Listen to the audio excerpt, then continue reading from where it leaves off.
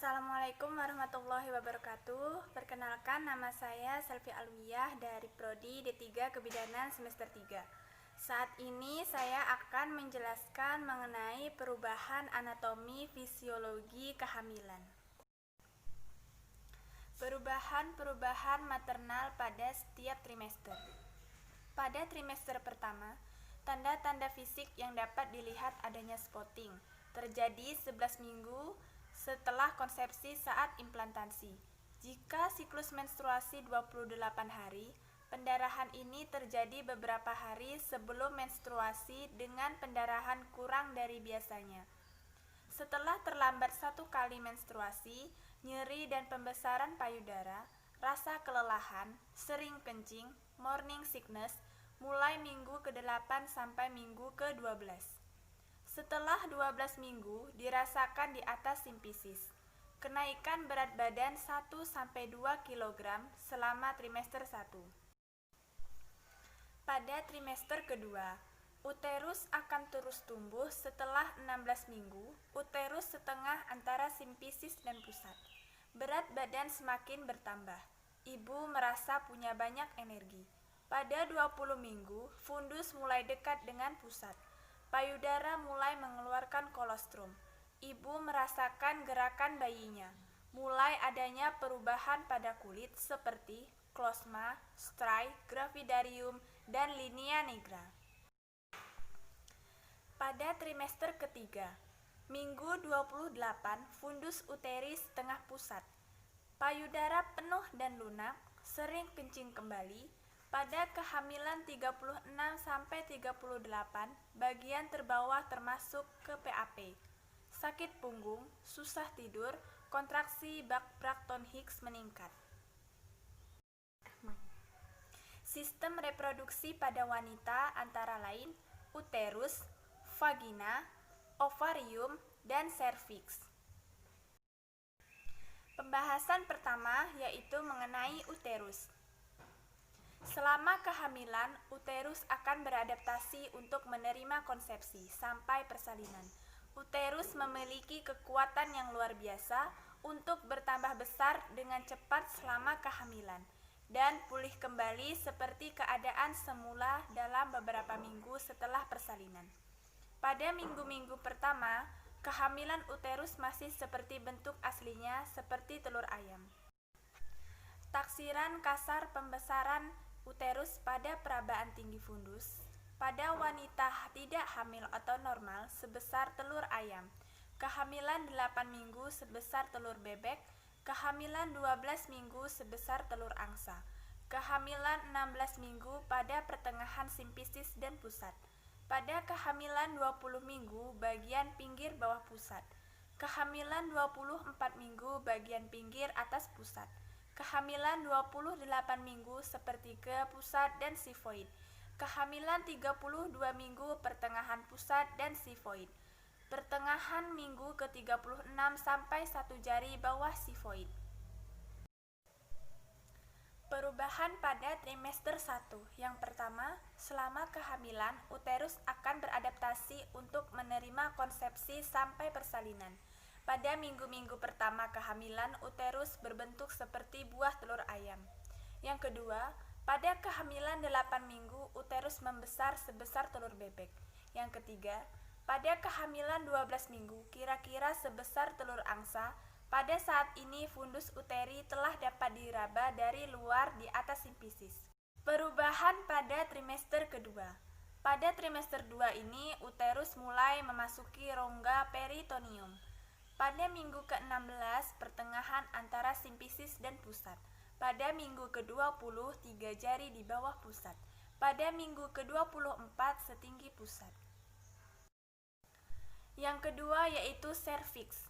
Serviks manusia merupakan organ yang kompleks dan heterogen, yang mengalami perubahan yang luar biasa selama kehamilan dan persalinan. 1 bulan setelah konsepsi, serviks akan menjadi lebih lunak dan kebiruan.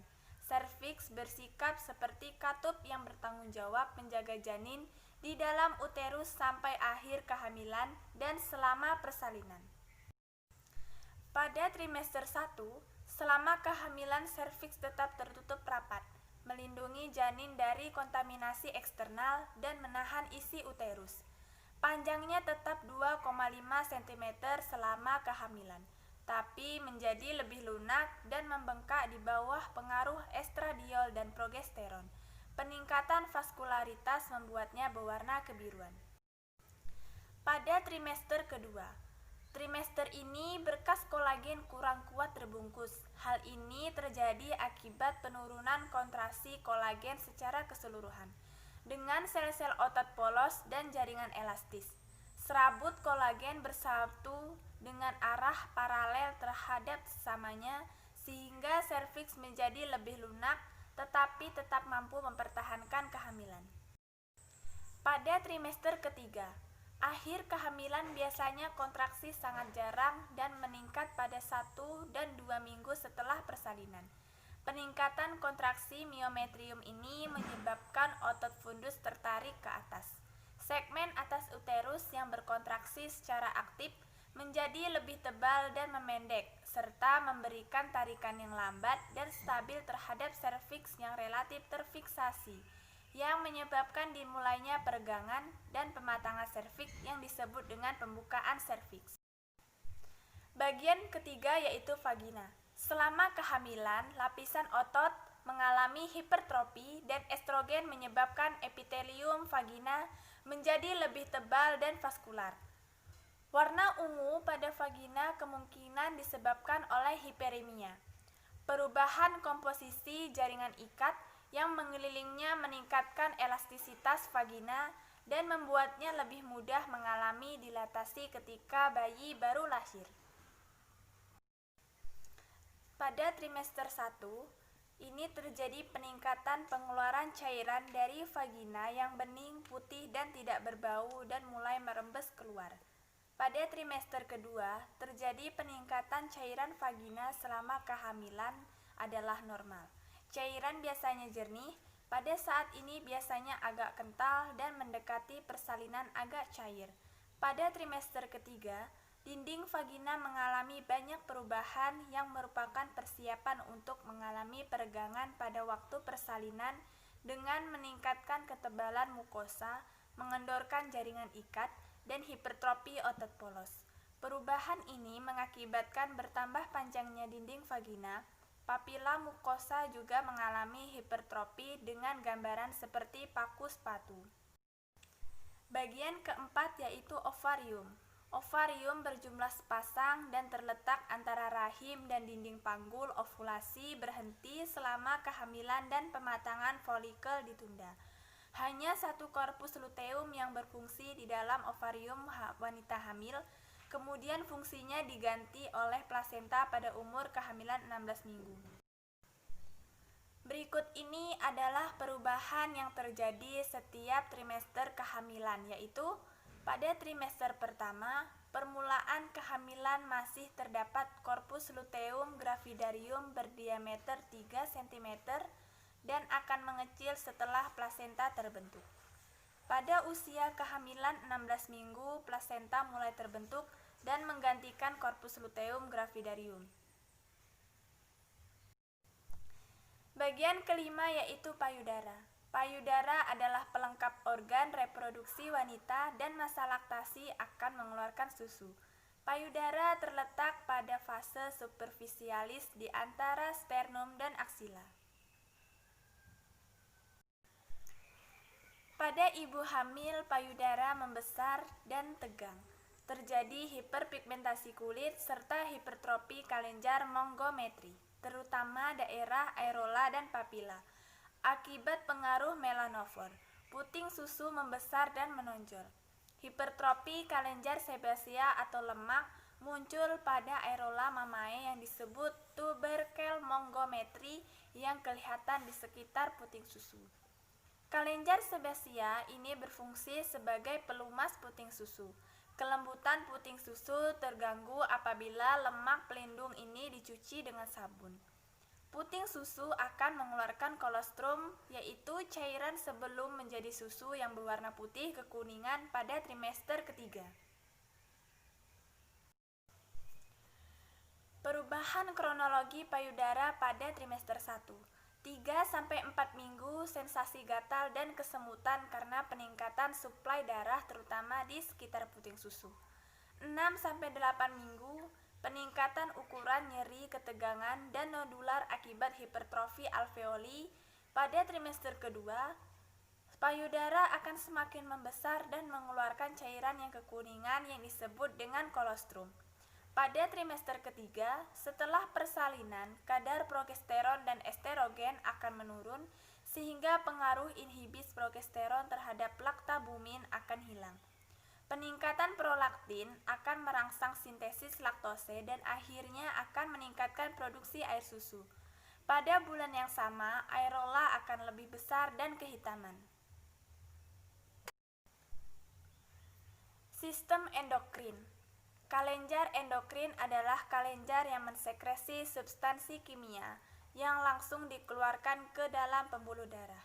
Beberapa organ mempunyai fungsi ganda. Organ-organ tersebut menghasilkan hormon dari banyak sel-sel dan substansi lain dari yang lain. Misalnya, pankreas menghasilkan insulin dan glukagon, 2 hormon dan juga cairan pankreas. Fungsi kelenjar endokrin sebagai berikut. Yang pertama, menghasilkan hormon-hormon yang dialirkan ke dalam darah yang diperlukan oleh jaringan-jaringan dalam tubuh tertentu. Yang kedua, mengontrol aktivitas kelenjar tubuh. Yang ketiga, merangsang aktivitas kelenjar tubuh. Yang keempat, merangsang pertumbuhan jaringan. Yang kelima, mengatur metabolisme, oksidasi, meningkatkan absorpsi glukosa pada usus halus. Dan yang terakhir, mempengaruhi metabolisme lemak, protein, hidrat arang, vitamin, mineral, dan air. Kelenjar endokrin serta perubahan kelenjar endokrin pada wanita hamil. Selama kehamilan normal, kelenjar hipofisis akan membesar 135%. Akan tetapi, kelenjar ini tidak begitu mempunyai arti penting dalam kehamilan. Pada perempuan yang mengalami hipofisektomi, persalinan dapat berjalan dengan lancar. Hipofisis meningkatkan produksi kortikotropin, tirotropin, dan prolaktin. Sebaliknya, FSH dan LH hampir ditekan akibat efek penghambat estrogen dan progesteron dari plasenta. Aktivitas progesteron diperkirakan yang pertama, menurunnya tonus otot polos. Yang kedua, menurunnya tonus vaskuler menyebabkan tekanan diastol menurun sehingga terjadi dilatasi vena. Yang ketiga, meningkatnya suhu tubuh. Yang keempat, meningkatkan cadangan lemak. Yang kelima, memicu overbreathing. Yang keenam, memicu perkembangan payudara. Aktivitas estrogen adalah yang pertama, memicu pertumbuhan dan pengendalian fungsi uterus. Yang kedua, bersama dengan progesteron memicu pertumbuhan payudara. Yang ketiga, merubah konstitusi kimiawi jaringan ikat sehingga lebih lentur dan menyebabkan serviks elastis, kapsul persendian melunak, mobilitas persendian meningkat. Yang keempat, retensi air, dan yang terakhir menurunkan sekresi natrium. Selanjutnya yaitu kortisol. Pada awal kehamilan, sumber utama adalah adrenal maternal dan pada kehamilan lanjut sumber utamanya adalah plasenta. Produksi harian 25 mg per hari. Sebagian besar diantaranya berikatan dengan protein sehingga tidak bersifat aktif. Kortisol secara simultan merangsang peningkatan produksi insulin dan meningkatkan resistensi perifer ibu pada insulin. Misalnya, jaringan tidak bisa menggunakan insulin. Hal ini mengakibatkan tubuh ibu hamil membutuhkan lebih banyak insulin. Human chorionic gonadotropin atau HCG. Hormon HCG ini diproduksi selama kehamilan. Pada wanita hamil muda, hormon ini diproduksi oleh trophoblast dan selanjutnya dihasilkan oleh plasenta. HCG dapat untuk mendeteksi kehamilan dengan darah ibu hamil pada 11 hari setelah pembuahan dan mendeteksi pada urin ibu hamil pada 12-14 hari setelah kehamilan. Kandungan HCG pada ibu hamil mengalami puncaknya pada 8-11 minggu umur kehamilan. Kadar HCG tidak boleh dipakai untuk memastikan adanya kehamilan karena kadarnya bervariasi.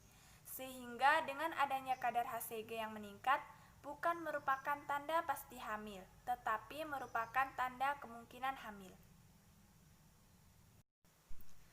Human placental lactogen.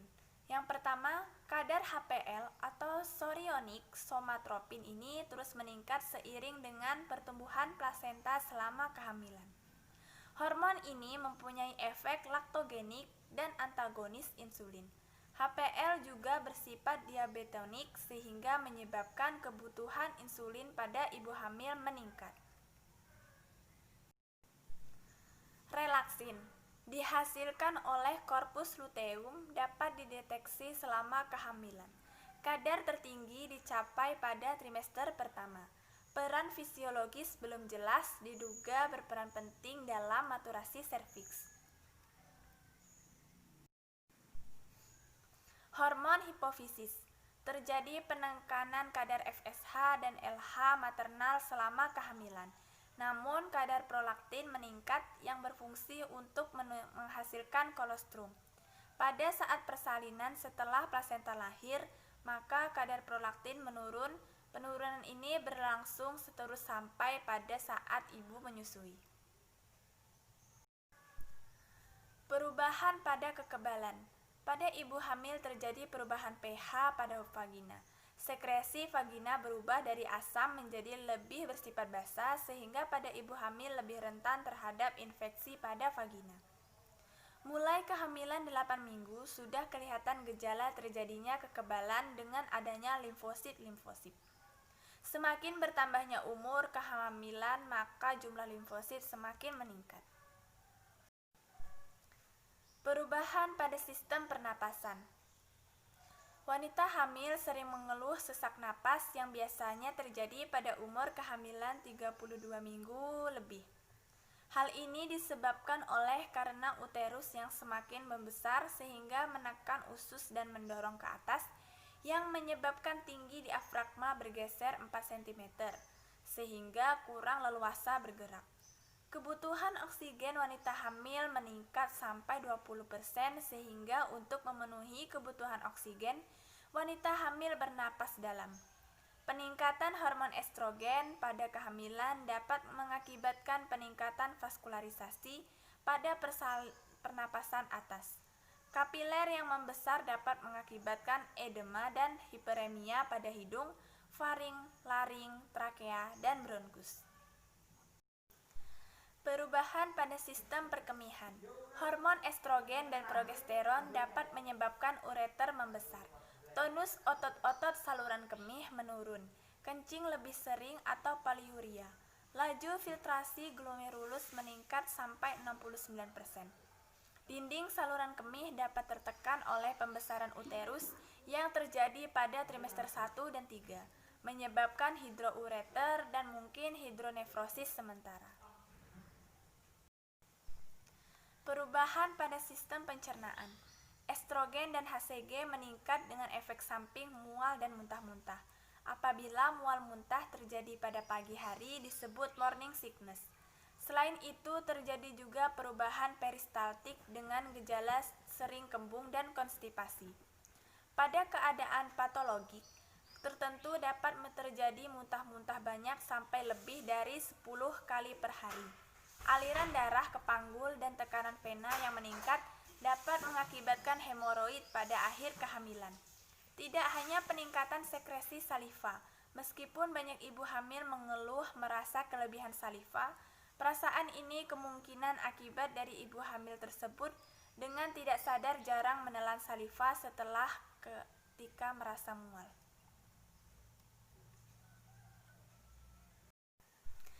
Perubahan sistem kardiovaskuler. Retensi cairan bertambah beban volume dan curah jantung. Terjadi hemodilusi sehingga menyebabkan anemia relatif, hemoglobin turun sampai 10%. Akibat pengaruh hormon, tahanan perifer vaskuler menurun. Tekanan darah sistol maupun diastol pada ibu hamil semester 1 turun 5-10 mg. Curah jantung bertambah 30-50%. Maksimal akhir trimester 1 menetap sampai akhir kehamilan. Volume darah maternal keseluruhan bertambah sampai 50%. Perubahan sistem integumen. Ibu hamil sering mengalami perubahan pada kulit, yaitu terjadi hiperpigmentasi atau warna kulit kelihatan lebih gelap. Hal ini disebabkan karena adanya peningkatan melanosit stimulating hormone atau MSH. Hiperpigmentasi dapat terjadi pada muka, leher, payudara, perut, lipat paha, dan aksila. Hiperpigmentasi pada muka disebut klosma gravidarium, biasanya timbul pada hidung, pipi, dan dahi. Hiperpigmentasi pada perut terjadi pada garis tengah berwarna hitam kebiruan dari pusat ke bawah sampai simpisis yang disebut linea nigra. Perubahan keseimbangan hormon pada ibu hamil dapat juga menimbulkan perubahan berupa penebalan kulit, pertumbuhan rambut, maupun kuku. Perubahan metabolisme. Basal metabolic rate atau BMR meningkat sampai 15% sampai 20%. Pada akhir kehamilan terjadi juga hipertrofi tiroid sehingga kelenjar tiroid terlihat jelas pada ibu hamil. BMR akan kembali seperti sebelum hamil pada hari ke-5 atau ke-6 setelah persalinan. Peningkatan BMR menunjukkan adanya peningkatan kebutuhan oksigen. Perubahan sistem muskuloskeletal. Bentuk tubuh ibu hamil berubah secara bertahap menyesuaikan penambahan berat ibu hamil. Dan semakin besarnya janin menyebabkan postur dan cara berjalan ibu hamil berubah. Perubahan darah dan pembekuan darah. Volume darah pada ibu hamil meningkat sekitar 1.500 ml terdiri dari 1.000 ml plasma dan sekitar 450 ml sel darah merah. Peningkatan volume terjadi sekitar minggu ke-10 sampai ke-12. Peningkatan volume darah ini sangat penting bagi pertahanan tubuh untuk hipertrofi sistem vaskuler akibat pembesaran uterus, hidrasi jaringan pada janin dan ibu pada saat ibu hamil, berdiri atau telentang, dan cadangan cairan untuk mengganti darah yang hilang pada saat persalinan dan masa nipas.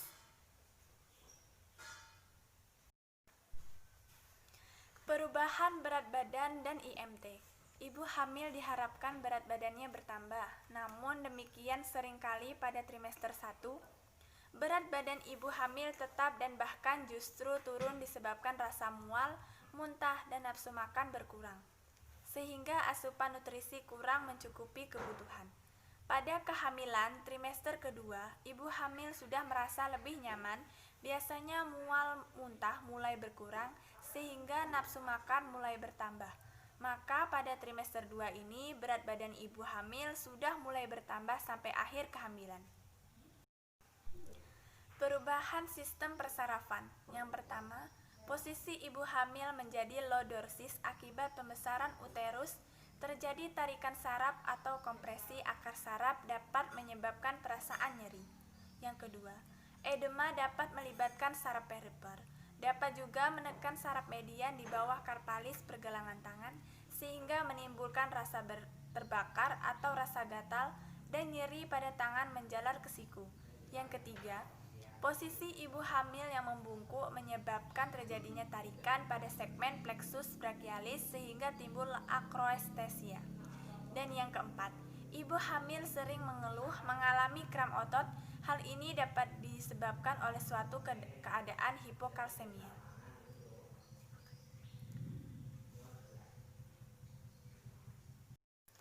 Baiklah, mungkin sekian penjelasan mengenai perubahan anatomi fisiologi kehamilan dari saya.